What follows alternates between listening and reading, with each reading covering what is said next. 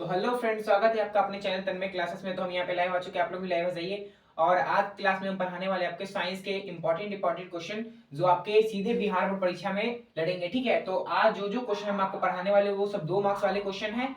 तो प्लीज इस वीडियो को पूरा देखिएगा और अच्छा लगे तो वीडियो को लाइक कीजिएगा और चैनल को सब्सक्राइब कर लीजिएगा, क्योंकि अभी से एग्जाम तक हम आपके साथ हैं। और जो जो क्वेश्चन आने वाला है वो क्वेश्चन हम आपको बताएंगे, और वो क्वेश्चन आप लोग अगर याद कर लेते हैं ना तो फिर आपके एग्जाम में प्रॉब्लम नहीं होगा। ठीक है, तो हम बिना देर के हुए क्लास को स्टार्ट करते हैं। ठीक है, ठीक है। सबसे पहला क्वेश्चन है आपका जो आपकी गो बिहार बोर्ड परीक्षा में पूछा गया है। वो क्वेश्चन है आपका जो कि सबसे पहला चैप्टर का है। पहला चैप्टर का क्वेश्चन है, वो बताते हैं क्या है। सर, पहला क्वेश्चन है आपका प्रकाश प्रकाश का परावर्तन प्रकाश का परावर्तन क्या है। और ये क्वेश्चन आप लोगों को पता होगा कि ये क्वेश्चन सही में बार बार पूछा गया, और ये क्वेश्चन हर एक बार आया है। हम टाइम भी बता देते हैं आप लोगों को कि कब कब पूछा गया। सर, ये 2021 में पूछा गया है, 22, 23, ये और ये हाँ इस बार 25, यानी कि ये 25 के सेकेंड सीटिंग में पूछा गया था। ये क्वेश्चन इतना रिपीट हुआ है कि हम आप लोगों को बता नहीं सकते क्वेश्चन इतना रिपीट हुआ है। तो ये क्वेश्चन अगर आप याद कर लेंगे तो ही आप एग्जाम में लिख पाएंगे ना। तो ऐसे ऐसे क्वेश्चन आपके बिहार बोर्ड परीक्षा में पूछे जाते हैं। तो ठीक है, इसका हम आंसर लिखते हैं कि प्रकाश का परावर्तन क्या है। प्रकाश का परावर्तन क्या होता है, ये आपके हर एक साल बोर्ड एग्जाम पूछा जाता है। और ये सब क्वेश्चन आप लोग याद कर लेते हैं ना तो गारंटी देते हैं कि ये सब क्वेश्चन आपको एग्जाम में आएगा और पूछा भी जाएगा। ठीक है, तो इसका आंसर है प्रकाश का परावर्तन क्या है। तो लेंगे प्रकाश के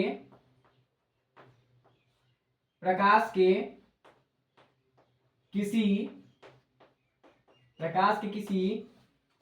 वस्तु से टकराकर लौटने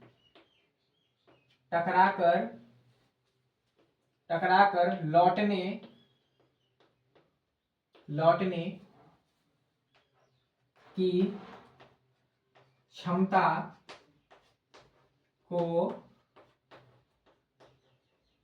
प्रकाश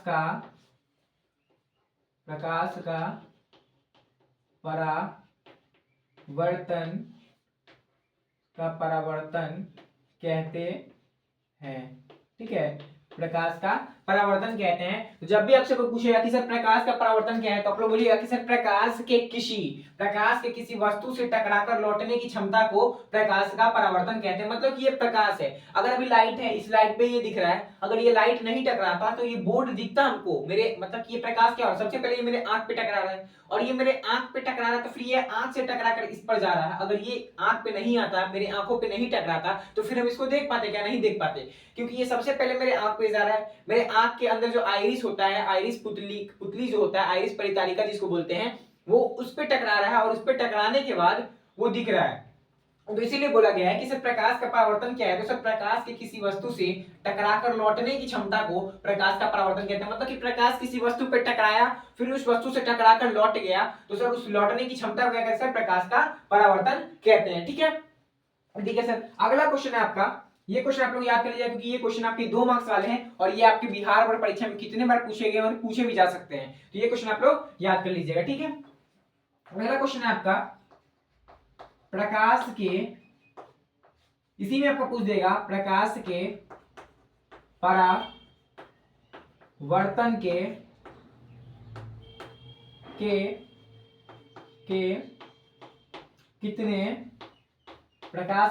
के कितने नियम हैं। ये क्वेश्चन भी आपसे पूछा जा सकता है एग्जाम में कि सर प्रकाश के परावर्तन के कितने नियम है, प्रकाश के परावर्तन के कितने नियम है। तो आप लोग बोलिएगा कि सर प्रकाश के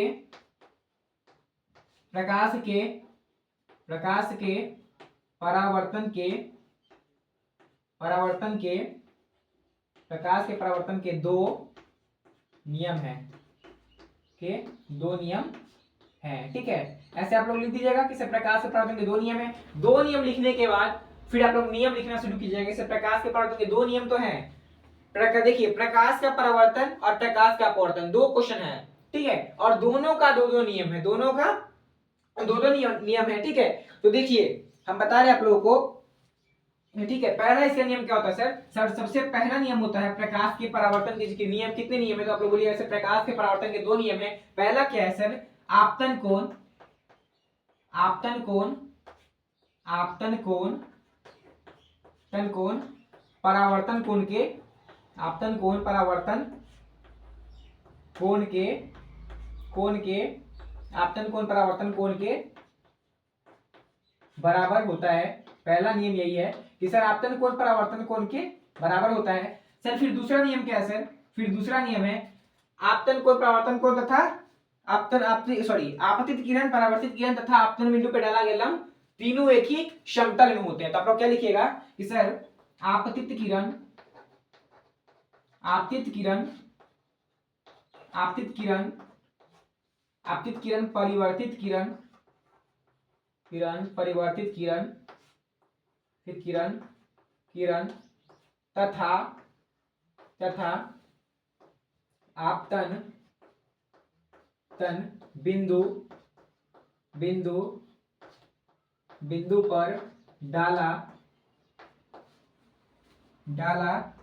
गया लंब, लंब तीनों एक ही तल में होते हैं, तीनों एक ही तल में होते हैं। ठीक है, मतलब ये कहना चाहता है आपका क्वेश्चन कि सर प्रकाश के परावर्तन के कितने नियम है? तो आप लोग बोलिएगा कि प्रकाश के परावर्तन के दो नियम है। पहला नियम क्या है सर? पहला नियम है आपतन कोण परावर्तन कोण के क्या होता है? बराबर होता है। यानी कि आपतन कोण जो होता है वो परावर्तन कोण के बराबर होता है। और इसको हम ये मतलब इसको हम ऐसे लिखते हैं, ठीक है, ऐसे लिखते हैं कि सर साइन आई बराबर क्या होता है? साइन आर होता है। साइन आई बराबर साइन आर होता है। और sine i by sine r को क्या बोलते हैं सर? आप लोगों को पता होगा कि एक नियतांक बोलते हैं। क्या बोलते हैं? एक नियतांक बोलते हैं। यानी कि sine i by sine r मतलब कि साइन आई बराबर साइन आर लिखे हैं तो इसको हम इधर भी ले आ सकते हैं और लिख सकते हैं आपतन कोण परावर्तन कोण के बराबर होता है। ठीक है, तो ऐसे है। तो ये क्वेश्चन आपके एग्जाम में पूछे भी जा सकते हैं कि सर प्रकाश के परावर्तन क्या है? तो आप लोग बोल दीजिएगा कि सर प्रकाश के किसी वस्तु से टकरा कर लौटने की क्षमता को प्रकाश का परावर्तन कहते हैं। इतना इजी भाषा में है ना कि आप लोग को एक बार में याद हो जाएगा अगर आप पढ़ते हैं तो। क्या बोलना है कि प्रकाश का परावर्तन क्या है? तो बोलेंगे प्रकाश के परावर्तन क्या है? तो सर प्रकाश की किसी वस्तु से टकरा कर लौटने की क्षमता को क्या कहते हैं? प्रकाश का परावर्तन कहते हैं। दूसरा क्वेश्चन है कि प्रकाश के परावर्तन के कितने नियम? तो हम लोग बोल देंगे सर प्रकाश के परावर्तन के दो नियम है। पहला आपतन कोण परावर्तन के नियम के बराबर होता है और दूसरा है आपतित किरण, परिवर्तित किरण तथा आपतन बिंदु पर डाला गया लंब तीनों एक ही तल में होते हैं, तीनों एक ही तल में होते हैं। तो ये क्लियर होगा आपको क्वेश्चन? ठीक है, तो ऐसे ऐसे क्वेश्चन आपके एग्जाम में पूछे जाते हैं। ठीक है, तो ऐसे ऐसे क्वेश्चन आपको याद होने चाहिए। ठीक है, आते हैं अपने नेक्स्ट क्वेश्चन पे। ठीक है, आपका अगला क्वेश्चन है कि प्रकाश पुंज क्या है, ये कितने प्रकार के होते हैं? क्वेश्चन क्या है कि सर प्रकाश पुंज क्या है और ये कितने प्रकार के होते हैं? तो इसका आंसर लिखिएगा आप लोग। ये भी क्वेश्चन आपके 2 मार्क्स वाले हैं। जो क्वेश्चन आज करवा रहे हैं ना उस टाइप आपका क्वेश्चन 2-2 मार्क्स वाले हैं। तो ये हर एक क्वेश्चन को आपको क्या करना है? याद रखना है, याद कर लेना है और कॉपी में नोट कर लेना है। ठीक है, तो सर प्रकाश पुंज क्या है, ये कितने प्रकार के होते हैं? तो आप लोग लिखिएगा, आप लोग लिखिएगा इसका आंसर, इसका आंसर प्रकाश की किरणों के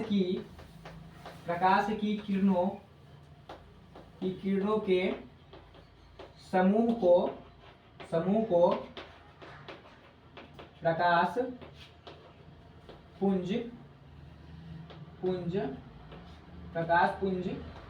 प्रकाश पुंज कहते हैं।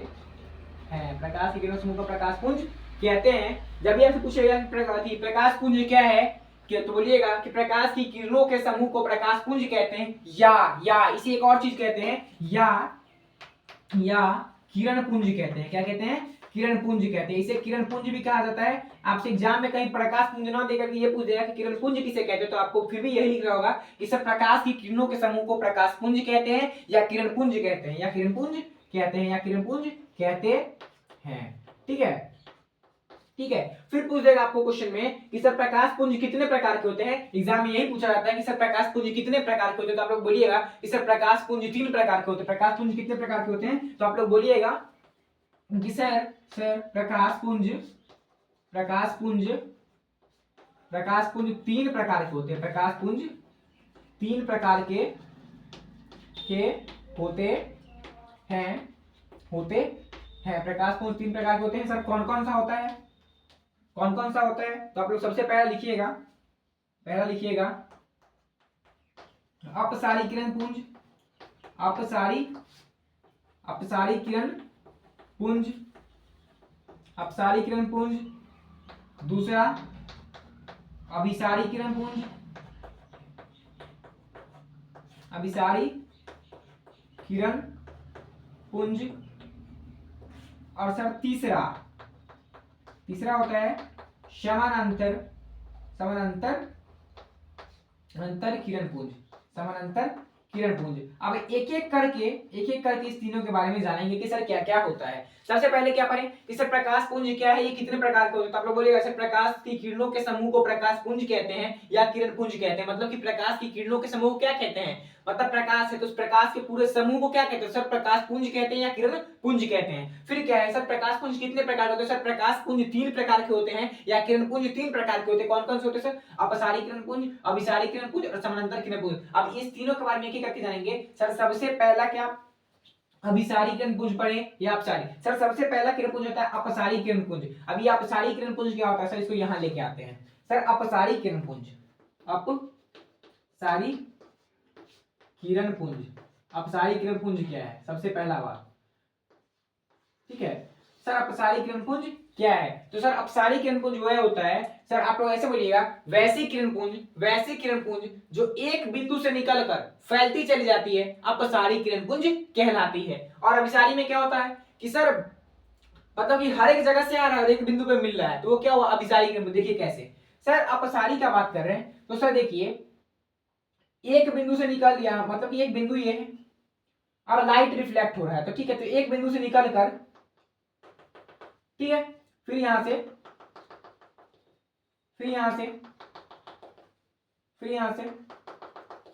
मतलब क्या हुआ कि ये वाला ये जो बिंदु है ना, एक बिंदु है, ये बिंदु जो है, तो सर ये एक बिंदु से निकलकर क्या हो रहा है, एक बिंदु पे है, तो एक बिंदु से अनेक प्रकार के किरण जो है निकल कर क्या हो रहे हैं, बाहर जा रहे हैं। मतलब कि अनेक प्रकार के किरण जो है निकलकर बाहर जा रहे हैं, इसको क्या बोलेंगे सर, अपसारी किरण पुंज बोलेंगे। मतलब वैसी किरण पुंज, आपको खुद से लिखना होगा सर, वैसी किरण पुंज जो एक बिंदु से निकलकर फैलती चली जाती है, अपसारी किरण पुंज कहलाती है। क्या कहलाती है, अपसारी किरण पुंज। फिर से एक बार सुन लीजिएगा कि अपसारी किरण पुंज किसे कहते हैं सर, तो सर वैसी किरण पुंज जो एक बिंदु से निकलकर फैलती चली जाती है, अपसारी किरण पुंज कहलाती है, ठीक है। और फिर आते हैं हम आगे कि सर अभिसारी किरण पुंज किसे कहते हैं, अभिसारी किरण पुंज किसे कहते हैं, ठीक है, अभिसारी किरण पुंज किसे कहते हैं, अभिसारी किरण पुंज किसे कहते हैं। अब सर अभिसारी किरण पुंज का बात कर रहे हैं, तो अभिसारी किरण पुंज किसे कहते हैं, तो सर वैसी किरण पुंज, इसमें क्या बात की अपसारी में कि वैसी किरण पुंज जो एक बिंदु से निकलकर फैलती चली जाती है, अपसारी किरण पुंज कहलाती है। और इसमें क्या होगा कि एक बिंदु से, मतलब कि उसमें क्या होता है कि एक बिंदु से निकलकर फैल रहा था, इसमें हो रहा था कि एक बिंदु से निकलकर फैल रहा था, और इसमें क्या होगा कि हर जगह से आ करके यहां मिलेगा, हर जगह से आ करके इस बिंदु पे मिलेगा, तो वो क्या होगा अभिसारी किरण पुंज। वो क्या होगा सर, अभिसारी किरण पुंज होगा। ये था अपसारी किरण पुंज, जो एक बिंदु से निकलकर फैलती चली जाती है। मतलब कि यहां से निकलकर ये इधर जा रहा था, बाहर जा रहा था, ये बाहर जा रहा था, क्या था, ये बाहर जा रहा था, और वो अंदर आ रहा है, वो हर एक जगह से अंदर आ रहा है, ठीक है, वो हर एक जगह से अंदर आ रहा है। तो ये क्या है सर, अभिसारी किरण पुंज। मतलब कि वैसी किरण पुंज, इसका डेफिनेशन आप लोग लिखिएगा, वैसी किरण पुंज जो अनेक बिंदु से आकर एक बिंदु पे मिलती हुई प्रतीत होती है, उसे क्या कहता है, अभिसारी किरण पुंज, ठीक है। तो वैसी किरण पुंज जो एक बिंदु से निकलकर फैलती चली जाती है, अपसारी किरण पुंज कहलाती है। और वैसी किरण पुंज जो भिन्न दिशाओं से आकर एक बिंदु पर मिलती है, उसे क्या कहते हैं सर, उसे कहते हैं अभिसारी किरण पुंज, ठीक है, क्लियर होगा। फिर अगला आता है आपका क्या, अगला आता है आपका समानांतर किरण पुंज। नाम से ही समानांतर मतलब समान है, मतलब कि वैसी किरण पुंज जो एक दूसरे के क्या हो, समान हो, मतलब समानांतर हो, उसे क्या कहते हैं सर, समानांतर किरण पुंज कहते हैं। मतलब ऐसे देखिए, एक किरण पुंज ऐसे है, ये भी ऐसे है, ठीक है, तो इसको क्या कहेंगे सर, इसको कहेंगे समानांतर किरण पुंज। इसको क्या कहेंगे, इसको कहेंगे हम समानांतर किरण पुंज। फिर इसको क्या कहेंगे सर, इसको कहेंगे अपसारी किरण पुंज, और इसको क्या कहेंगे सर, अभिसारी किरण पुंज, ठीक है।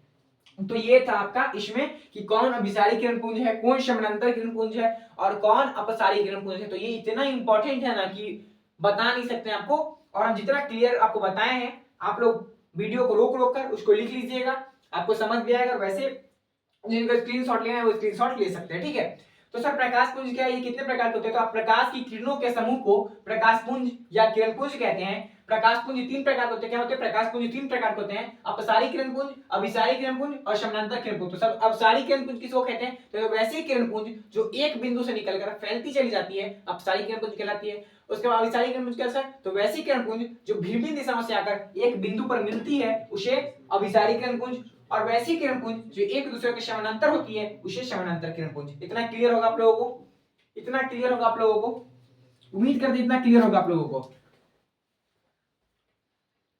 ठीक है। तो हम आते हैं अपने नेक्स्ट क्वेश्चन पे।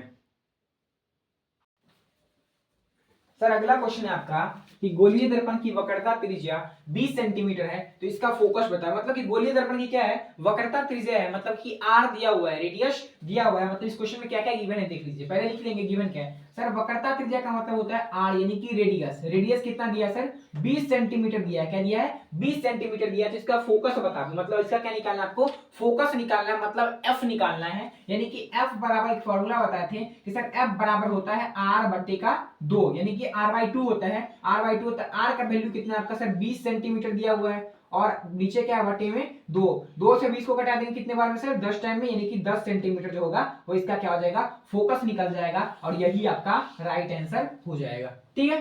तो ऐसे ऐसे क्वेश्चन आपके बिहार बोर्ड परीक्षा में पूछे जाते हैं, और ऐसे ऐसे क्वेश्चन आपको बनाने आना चाहिए कि गोलीय दर्पण की वक्रता त्रिज्या 20 सेंटीमीटर है तो इसका फोकस बता। भैया आपको ऐसे दे देता सर गोलीय दर्पण की फोकस दूरी इतना है 20 सेंटीमीटर है तो इसका वक्रता त्रिज्या बता, तो क्या करते फिर, तो अगर r निकालना होता तो 2f कर देते, यानी कि 20 गुना 40 हो जाता, ठीक है। लेकिन आपको क्या पूछ रहा था सर, रेडियस पूछ रहा था, तो रेडियस आपका 10 सेंटीमीटर जो हो जाएगा वो बिल्कुल राइट आंसर हो जाएगा, ठीक है। तो आते हैं अपने नेक्स्ट क्वेश्चन पे, ठीक है। अगला क्वेश्चन है आपका, अगला क्वेश्चन है आपका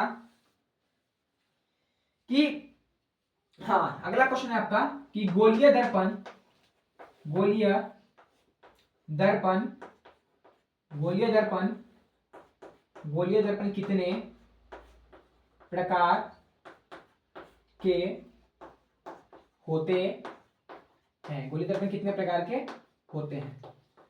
ये भी क्वेश्चन 2 नंबर वाले, और ये भी क्वेश्चन आपके कितने बार बिहार बोर्ड परीक्षा में पूछे गए। तो सर गोलीय दर्पण कितने प्रकार के होते हैं, तो आप लोग बोलिएगा, आप लोग बोलिएगा कि सर गोलीय दर्पण, गोलीय दर्पण, गोलीय दर्पण, गोलीय दर्पण 2 प्रकार के होते हैं। क्या होते हैं, गोलीय दर्पण 2 प्रकार के, गोलीय दर्पण 2 प्रकार के, 2 प्रकार के होते हैं, ठीक है। कौन कौन से सर, गोलीय दर्पण 2 प्रकार के होते हैं, कौन कौन से बताओ सर। पहला, दूसरा, पहला होता है आपका उत्तल दर्पण, पहला होता है उत्तल दर्पण, ठीक है। और दूसरा होता है आपका अवतल दर्पण, अवतल दर्पण। आप ये पूछिएगा सर कि उत्तल दर्पण क्या होता है और अवतल दर्पण क्या होता है, ये भी तो मन में सवाल उठेगा ना कि हाँ सर उत्तल दर्पण क्या होता है और अवतल दर्पण क्या होता है, वो भी हम आपको बताएंगे। लेकिन फिलहाल इस क्वेश्चन को देखिए कि सर गोलीय दर्पण कितने प्रकार के होते हैं। तो सर गोलीय दर्पण 2 प्रकार के होते हैं, उत्तल दर्पण और अवतल दर्पण। उत्तल दर्पण यानी कि कॉन्वेक्स लेंस, और अवतल दर्पण मतलब कॉनकेव लेंस, ठीक है। तो कॉनकेव और कन्वेक्स इसको बोलते हैं इंग्लिश में, लेकिन आप लोग बिहार बोर्ड वाले हैं तो फिलहाल हिंदी में ही समझिए, ठीक है, ज्यादा अच्छा रहेगा, क्योंकि अभी के टाइम में आपको वही पढ़ना है जो आपके लिए इंपॉर्टेंट है, आपके समझने में इंपॉर्टेंट हो, आपके एग्जाम में मदद करे।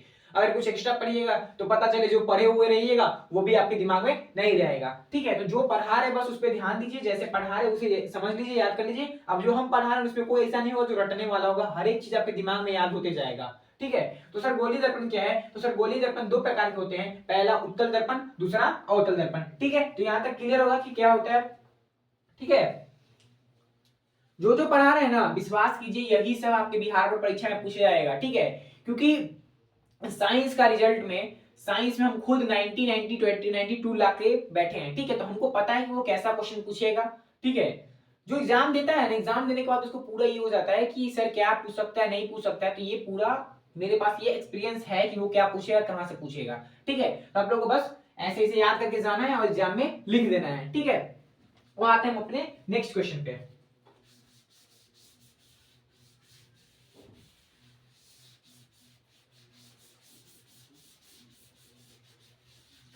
जो जो बता रहे हैं ना बस आप लोग याद कर लीजिए ना, देखिए नहीं आया ना तो बोलिएगा आप लोग।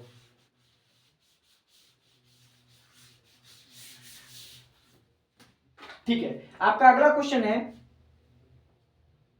आपका अगला क्वेश्चन है जो कि वेरी वेरी इंपॉर्टेंट है। अवतल दर्पण के, अवतल अवतल दर्पण के, अवतल दर्पण के दो उपयोग लिखें। क्या लिखें? अवतल दर्पण के दो उपयोग लिखें। ठीक है, जो कि ये बहुत ज्यादा इंपॉर्टेंट क्वेश्चन है कि सर अवतल दर्पण के क्या कीजिए, दो उपयोग लिखिए। क्या लिखना है आपको? अवतल दर्पण के दो उपयोग। ठीक है, तो लिखिएगा कि अवतल दर्पण के, अवतल दर्पण के, दर्पण के दो उपयोग, उपयोग उपयोग निम्न है। ऐसे आप लोग लिख दीजिएगा, निम्न है, निम्न है। पहला, पहला पहला किसमें होता है सर? हजामत, हजामत बनाने में, बनाने में, बनाने में अवतल दर्पण का, अवतल दर्पण का उपयोग, उपयोग उपयोग किया जाता, किया जाता है। ठीक है, और दूसरा है आपका, दूसरा है आपका कि, दूसरा क्या आपका कि हाँ हाँ हाँ, पहला तो हजामत बनाने में अवतल दर्पण का उपयोग किया जाता है। दूसरा आपका है, दूसरा आपका है कि डॉक्टरी, क्या?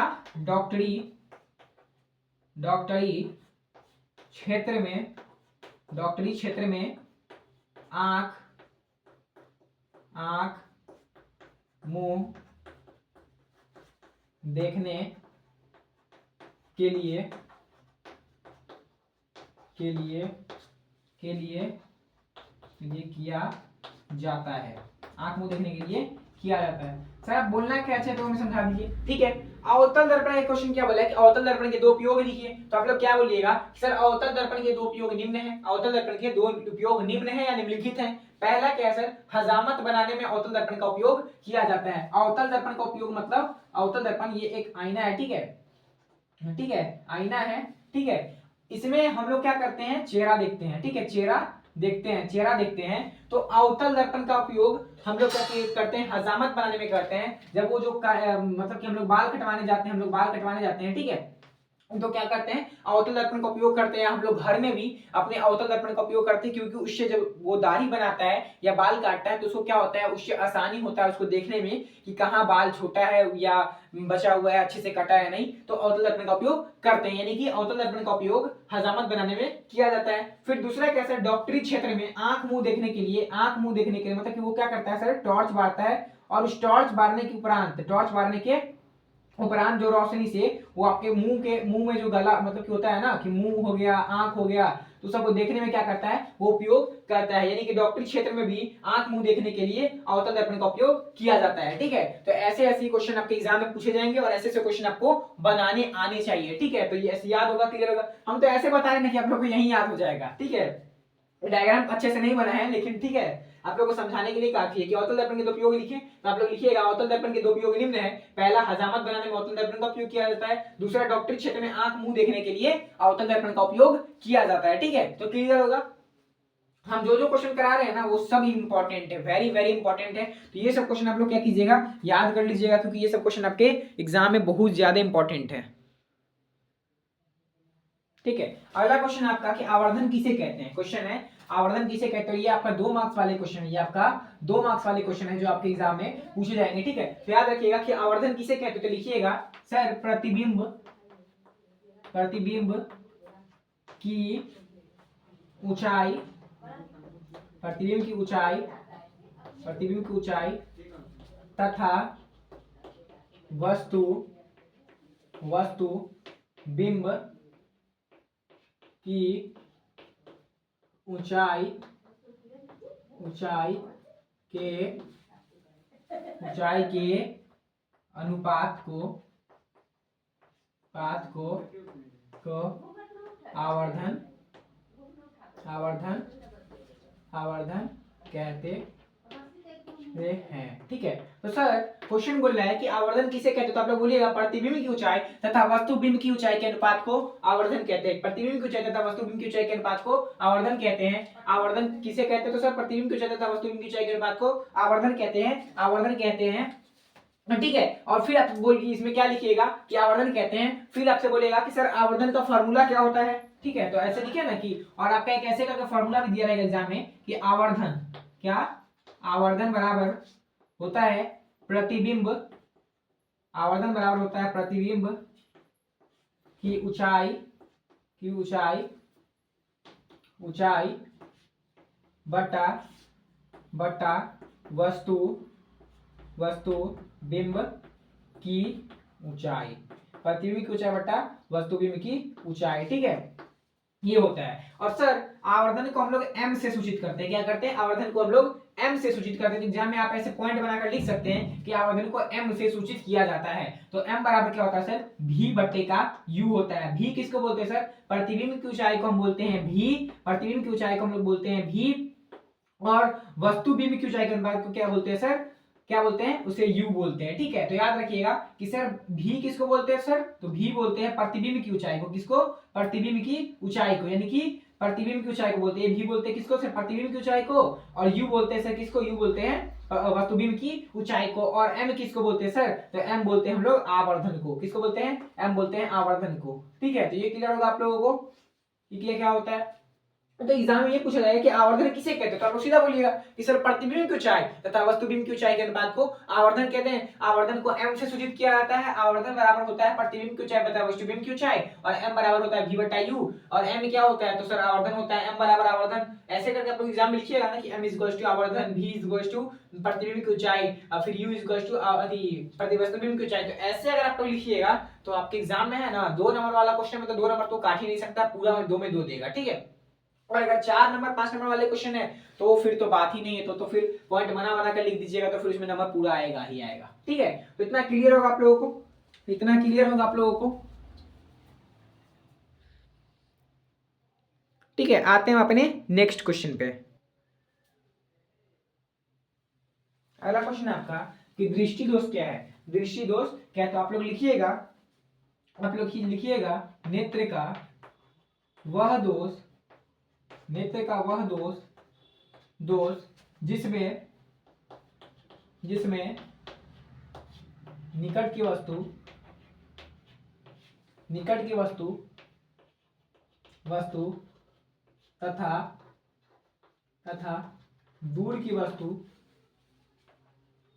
तथा दूर की वस्तु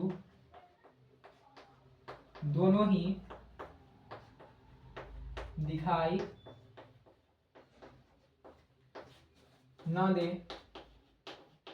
उसे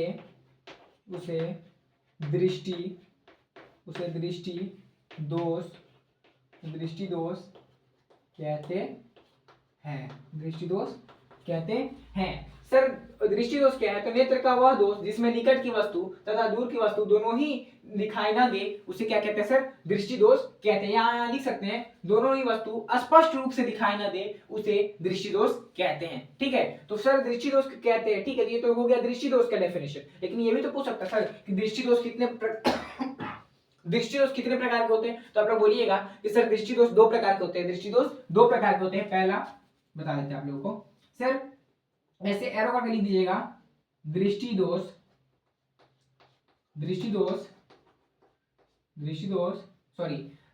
3 प्रकार के होते हैं। 3 प्रकार के होते हैं। दृष्टि दोष 3 प्रकार के होते हैं। सर पहला कौन सा है, सर पहला बताओ, दूसरा, तीसरा। ठीक है, तो दृष्टि दोष 3 प्रकार के होते हैं। पहला निकट दृष्टि दोष,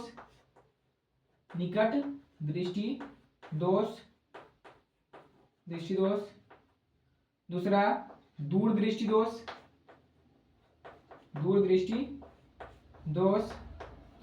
तीसरा आपका जरा दृष्टि दोष। जरा दृष्टि दोष। एक और होता है सर जो अबिंदुकता बोला जाता है, लेकिन जब भी आपके बोर्ड परीक्षा में पूछे जाएंगे तो कितने प्रकार के होते हैं, तो आप लोग सर 3 प्रकार ही लगाइएगा, क्योंकि वैसे अबिंदुकता को नहीं मानते हैं, लेकिन सब्जेक्टिव जब लिखते हैं तो हम अबिंदुकता को लिखते हैं, लेकिन वैसे आप लोग लिख सकते हैं कि निकट दृष्टि दोष, दूर दृष्टि दोष तथा जरा दृष्टि दोष है। तो दृष्टि दोष क्या है सर, कि नेत्र का वह दोष जिसमें निकट की वस्तु तथा दूर की वस्तु दोनों ही स्पष्ट रूप से दिखाई नहीं देते हैं, उसे क्या कहते हैं, दृष्टि दोष कहते हैं। और दृष्टि दोष कितने प्रकार के होते हैं सर, तो दृष्टि दोष 2 प्रकार के। दृष्टि दोष क्या होता है, दृष्टि दोष है क्या ये बताइए सर। दृष्टि दोष सर आंख में जो दोष होता है ना, दृष्टि दोष बोलते हैं कि आंख खराब हो गया, इनका आंख खराब हो गया है, नहीं दिखता है, इनको दूर का नहीं दिखता है, इनको पास का नहीं दिखता है, तो यही है दृष्टि दोष हमारा, यही क्या है, दृष्टि दोष है। तो दृष्टि दोष क्या है सर, नेत्र का वह दोष जिसमें निकट की वस्तु यानी कि पास की वस्तु, जैसे ये आप लोग मान लीजिए कि ये आपका क्या है, कॉपी है, ये आपका क्या है, कॉपी है। तो सर नेत्र का वह दोष जिसमें निकट की वस्तु तथा दूर की वस्तु दोनों ही स्पष्ट रूप से क्या होता है, दिखाई नहीं देता है, उसे क्या कहते हैं, दृष्टि दोष कहते हैं। ठीक है, और दृष्टि दोष कितने प्रकार के होते हैं सर, तो दृष्टि दोष 2 प्रकार के होते हैं, पहला निकट दृष्टि दोष, दूसरा जरा दृष्टि दोष और तीसरा दूर दृष्टि दोष। सर निकट दृष्टि दोष क्या होता है, तो सर नेत्र का वैसा दोष में क्या होता है, उल्टा होता है। ध्यान से सुनिएगा प्लीज, वीडियो को स्किप मत कीजिएगा, अच्छा लगे तो लाइक और सब्सक्राइब कीजिएगा। सुनिए ध्यान से कि सर नेत्र का वैसा दोष जिसमें निकट की वस्तु तथा दूर की वस्तु दोनों ही स्पष्ट रूप से दिखाई नहीं देता, उसे क्या कहते हैं, दृष्टि दोष कहते हैं। फिर निकट दृष्टि दोष किसे कहते हैं सर, तो नेत्र का वैसा दोष जिसमें निकट की वस्तु तो स्पष्ट रूप से दिखाई दे लेकिन दूर की वस्तु स्पष्ट रूप से दिखाई न दे, उसे कहते हैं निकट दृष्टि दोष। इसमें क्या होता है, उल्टा होता है, जो दोष होगा ना वो दोष उसमें दिखेगा, लेकिन जो दोष नहीं है वो नहीं दिखता है। मतलब कि निकट दृष्टि दोष क्या है, तो सर नेत्र का वैसा दोष जिसमें निकट की वस्तु तो स्पष्ट रूप से दिखाई दे लेकिन दूर की वस्तु स्पष्ट रूप से दिखाई नहीं दे, तो उसे बोलते हैं निकट दृष्टि दोष। और जब दूर दृष्टि दोष किसे कहते हैं सर, तो दूर दृष्टि दोष उसे कहते हैं नेत्र का वैसा दोष जिसमें दूर की वस्तु स्पष्ट रूप से दिखाई दे लेकिन निकट की वस्तु स्पष्ट रूप से दिखाई न दे, उसे बोलते हैं दूर दृष्टि दोष। फिर आता है आपका जरा दृष्टि दोष, उसमें क्या होता है सर, जरा दृष्टि दोष में क्या होता है, जरा दृष्टि दोष में ना ही नेत्र निकट का दिखता है और ना ही दूर का दिखता है। ठीक है, ये नॉर्मल होता है, तो इसको क्या कहते हैं सर, जरा दृष्टि दोष कहते हैं। याद रखिएगा कि दृष्टि दोष क्या है, तो नेत्र का वह दोष जिसमें निकट की वस्तु तथा दूर की वस्तु दोनों ही स्पष्ट रूप से दिखाई नहीं देता है, उसे बोलते हैं दृष्टि दोष। दृष्टि दोष कितने प्रकार के होते हैं सर, दृष्टि दोष 3 प्रकार के होते हैं। तो ये सब क्वेश्चन आपको क्लियर होगा, ये सब क्वेश्चन आपको क्लियर होगा। ऐसे ही हम एक्स्ट्रा क्वेश्चन और बना के लेके आएंगे, ये आप लोगों को क्या पढ़ना है ना, जो आपके एग्जाम में पूछे जा सकते हैं। तो आज के लिए इतना ही कहते हैं, ठीक है, आज के लिए इतना ही है। नेक्स्ट क्लास में हम आपके लिए फिर से सामाजिक विज्ञान का क्वेश्चन लेके आएंगे, यानी कि एसएसटी में जो आपके इंपॉर्टेंट क्वेश्चन है, ये आपका क्या हो गया है, 1, 2 और 3, इस तीनों चैप्टर में जो हमको इंपॉर्टेंट लगा है वो क्वेश्चन गेस किए हैं। ठीक है, और यही क्वेश्चन सब में से आपके कोई क्वेश्चन पूछे जाएंगे, ये गारंटी है मेरा। आप लोग ये सब क्वेश्चन याद कर लीजिएगा।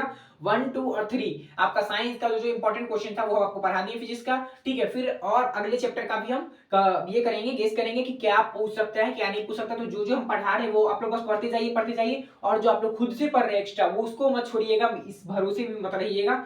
मतलब जो हम पढ़ा रहे हैं वो तो आपका आना है एग्जाम में, ये गारंटी है, लेकिन आप लोग घर पे इस शिल्प स्टडी अच्छे से कीजिए, क्योंकि अब टाइम बहुत कम बचा है। ठीक है, तो आप लोग मन लगाकर पढ़िए। ठीक है, तो उम्मीद करती है वीडियो आप लोग को अच्छा लगा होगा तो प्लीज लाइक कीजिएगा, सब्सक्राइब कीजिएगा और वीडियो को अपने दोस्तों में शेयर कीजिएगा। जो लोग अभी 10th बिहार बोर्ड परीक्षा का एग्जाम देने वाले हैं उनको काफी सपोर्ट होगा। और आपको कितनी बार बोले हैं कि अगर आप लोग को दिक्कत हो रहा है, अभी भी सब्जेक्ट में प्रॉब्लम हो रहा है कि सर ये दिक्कत हो रहा है, नहीं हो रहा है, नहीं समझ आ रहा है कुछ भी, तो आप लोग हमको पर्सनली कमेंट कीजिए। मेरा फोन नंबर मेरे डिस्क्रिप्शन में है, तो उस नंबर पे आप लोग क्या कर सकते हैं, मैसेज कर सकते हैं कि हम भैया ये डाउट नहीं समझ नहीं आया है, तो आप हमें बता दीजिए, तो हम आपका जवाब रिप्लाई करेंगे। ठीक है, आपको जो वीडियो चाहिए होगा वो पर्सनली वीडियो आपको डाल देंगे, ठीक है, अपलोड कर देंगे। ठीक है, तो मिलते हैं हम अपने नेक्स्ट क्लास में। ठीक है, तब तक के लिए ध्यान रखिएगा। Take care and bye.